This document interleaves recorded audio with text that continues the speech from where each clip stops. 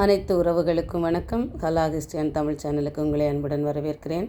இன்றைய காணொளியில் 8ஆம் வகுப்பு தமிழ் புத்தகத்தில் இயல் 2இல் கொடுக்கப்பட்டிருக்கிற கவிதை பேழை, அதில் கொடுக்கப்பட்டிருக்கிற பட்ட மரம் என்ற அந்த தலைப்பின் கீழ் கொடுக்கப்பட்டிருக்கிற அந்த கவிதையை தான் நான் பார்க்க போகிறோம். அந்த கவிதையை படிப்பதற்கு முன்னாடி பட்ட மரம்னா என்ன? பட்ட மரம் என்பது, மரம் என்றால் நமக்கு தெரியும், இலைகள், கிளைகள், பூக்கள், கனிகள், அப்படி நமக்கு நிழலை தரக்கூடியது, பச்சை பசேல் என்று நிற்கக்கூடியதான் மரம். அந்த மரத்தை எப்பொழுது பட்ட மரம் என்று நாம் சொல்லுகிறோம் என்றால், அந்த மரத்தில் இருக்கிற இலைகள் எல்லாமே உதிர்ந்து அந்த மரத்தின் கிளைகள் மொட்டையாக காட்சி அளிக்கின்றது. அதில் நிழல் இல்லை. அந்த பட்ட மரத்திடமிருந்து நாம் நிழலை எதிர்பார்க்க முடியாது, காய்களை எதிர்பார்க்க முடியாது, கனிகளை எதிர்பார்க்க முடியாது. அந்த மரம் தன்னுடைய குணங்களை, இயற்கையாக அதற்கு இருக்கக்கூடிய குணங்கள் எல்லாவற்றையும் இழந்து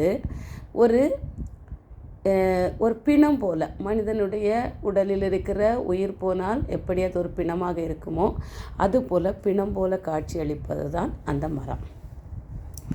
அந்த பட்ட மரத்தோட வலியை ஒரு கவிஞர் சொல்லியிருக்கார். ஒரு பட்ட மரம், அதற்கும் உணர்வுகள் இருக்குது. மரங்கள் வளர்கிறது, மரங்கள் சுவாசிக்கின்றன, அப்போ அதற்குள்ளும் உணர்வுகள் இருக்கிறது. அந்த பட்ட மரம் எவ்வளோ வேதனைப்படுகிறது, அதன் உள் இருக்கக்கூடிய ஏக்கங்கள், அதை எல்லாவற்றையும் இந்த தமிழ் ஒளி என்கிற அந்த கவிஞர் இந்த கவிதையில் அழகாக கொடுத்துருக்கிறாரு. இது 8ஆம் வகுப்பு பாடப்பகுதியில் கொடுக்கப்பட்டிருக்கிறது. இப்போ பாருங்கள், மரம் சொல்லக்கூடியது மனித வாழ்வில் மிகவும் இன்றியமையாத ஒன்று. நம்ம சுவாசிக்கிற காற்றை கூட தூய்மையாக்குகிற ஒன்று மரம். ஆனால் இன்று மரங்கள் வெட்டப்பட்டு கொண்டு வருகின்ற அந்த வேளையில் நம்ம காற்று கூட தூய்மையானதாக இல்லை. நம்ம ஒரு கூட்டம் மக்கள் இருக்கிறோன்னா, நம்ம விடுகிற அந்த கார்பன் டை ஆக்சைடு தான், மற்றவர்கள் விடுகிற கார்பன் டை ஆக்சைடு தான் நம்ம திரும்பவும் சுவாசிச்சுக்கிட்டே இருக்கோம். ஏன்னா நம்மளை சுற்றி மரங்கள் இல்லை, அதனை உடனே எடுத்ததை சுவாசிப்பதற்கு. அப்படி மரம் என்பது மனித வாழ்க்கையில் இன்றியமையாத ஒன்றாக இருக்கிறது. மரங்கள் இல்லை என்றால் நமக்கு உயிர் வழி கிடைக்காது. எப்படின்னா, உயிர் வழினா ஆக்சிஜன், மரங்கள் இல்லைன்னா நமக்கு ஆக்சிஜன் கிடைக்காது. அவ்வகையில் பட்டு போன மரம் ஒன்றை கண்டு கவிஞர் ஒருவர் உள்ளம் குமுறி எழுதிய கவிதை ஒன்றை அறிவோம்.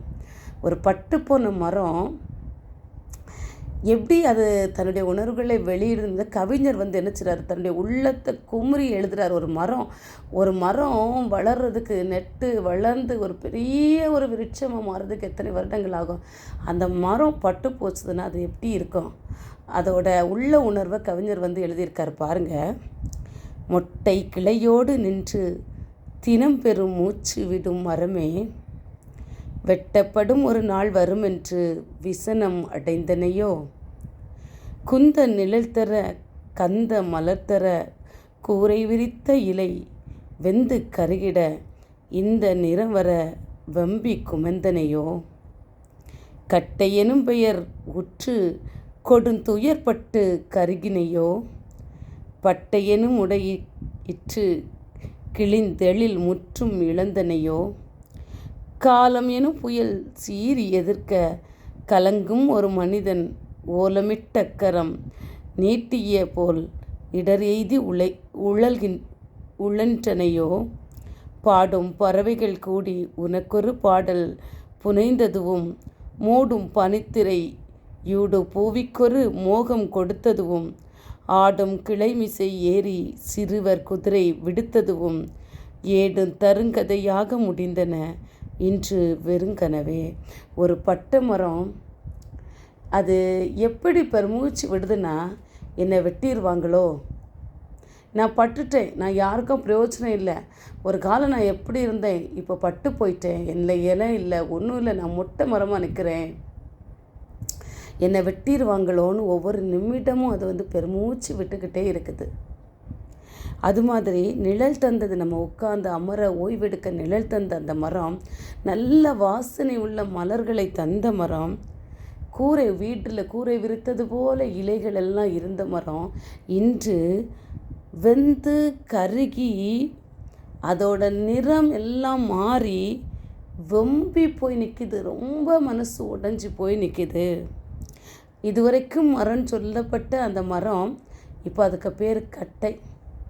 மனிதன் இறந்ததும் பிணம் என்று சொல்லுகிறது போல பட்டு போன மரத்தை கூட கட்டை என்று பெயர் வைத்திருக்கிறான் மானிடன்.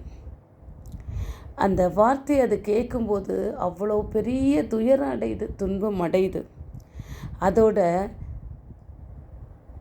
பட்டை மேலே மரப்பட்டை இருக்கும், அந்த பட்டை எல்லாம் என்ன செய்து உருகி போய் அதோடைய உடைகள் களையப்பட்டது போல இருக்குது.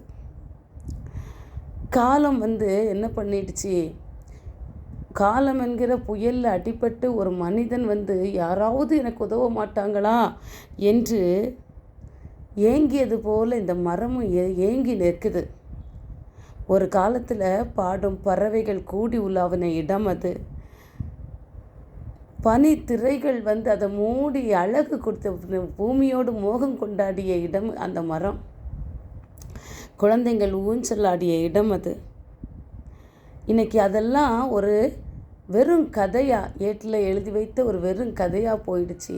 இந்த மரம் எப்படி இருக்குது, ஒரு வெறும் கனவாக நிற்கிது. அதுக்கு இனி வாழ்க்கையே இல்லை, இன்னும் பெருமூச்சு விட்டுக்கிட்டு இருக்குதுன்னு சொல்லிக்கிட்டு தமிழ் ஒளின்னு சொல்லக்கூடிய கவிஞர் இந்த பட்டை மரத்தோட கதையை அழகாக சொல்லியிருக்காரு.